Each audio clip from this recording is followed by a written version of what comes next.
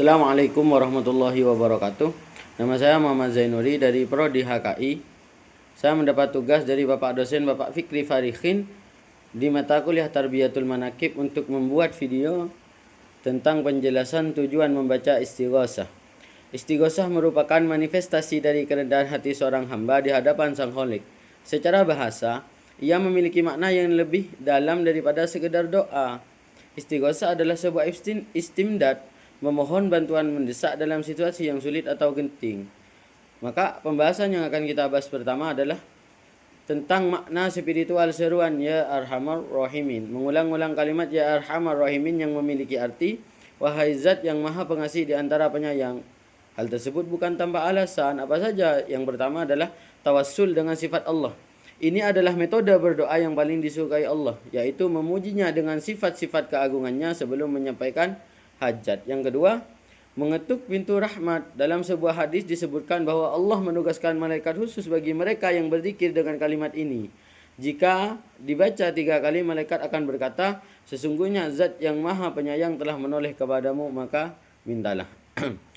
Terus yang akan kita bahas selanjutnya adalah tujuan mendalam membaca istighosah. Selain poin-poin yang telah saya sebutkan tadi, ada beberapa rincian tujuan lain yang lebih spesifik tentang istighosah di sini. Yang pertama apa? Sebagai wasilah penolak balak ataupun defensif. Istighosah sering dilakukan saat masyarakat menghadapi sebuah musibah, wabah atau konflik.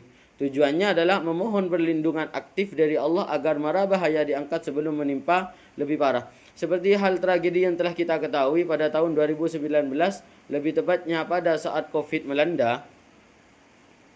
Di situ banyak terjadi istighosah di beberapa desa-desa tertentu. Dengan tujuan apa? Dengan tujuan untuk menolak bala atau meminta kepada Allah dijauhkan dari mara bahaya. Yang kedua, apa lagi yang harus kita bahas? Yaitu memperkuat hablum minallah dan hablum minannas. Kalau secara vertikal, memperbarui ikatan hamba dengan penciptanya agar tidak merasa sombong atas kemampuannya sendiri. Karena sejatinya seorang hamba ini tidak memiliki kekuatan apapun, melainkan diberikan kekuatan oleh Allah. Seperti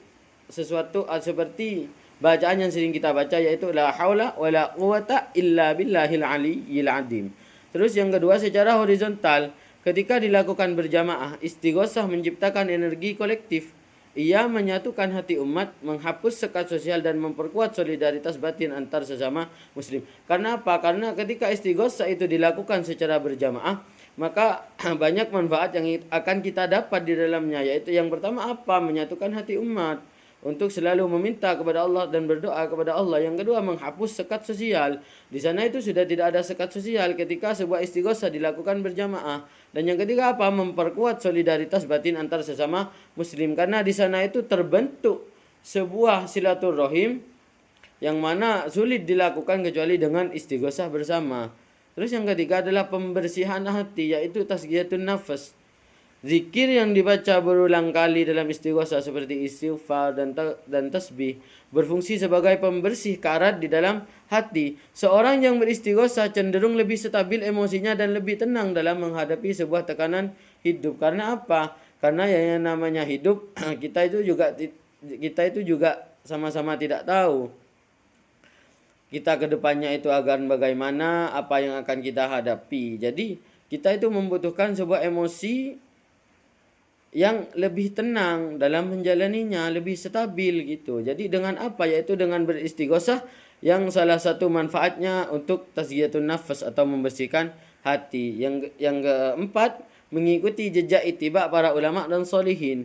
Mempraktikkan istighosah berarti menyambungkan sanad spiritual kepada para ulama salaf. Ini adalah bentuk penghormatan terhadap tradisi intelektual dan spiritual Islam yang telah teruji selama berabad-abad dalam menjaga moralitas umat.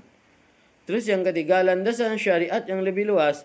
Selain Quran surat Ar-Ra'd ayat 28, terdapat landasan lain yang memperkuat terhadap istighosah ini. Apa? Yaitu di dalam Quran surat Al-Anfal ayat 9, ingatlah ketika kamu mohon pertolongan yastaghithuna kepada Tuhanmu, lalu diperkenankannya bagimu. Ayat ini untuk merujuk pada peristiwa perang Badar, di mana Rasulullah SAW melakukan istighosah memohon bantuan Allah agar jubah beliau terjatuh.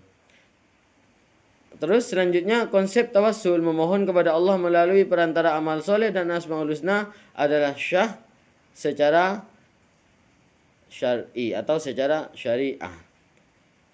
Mungkin itu yang hanya bisa saya bahas, kurang lebihnya saya mohon maaf yang sebelum-sebelumnya.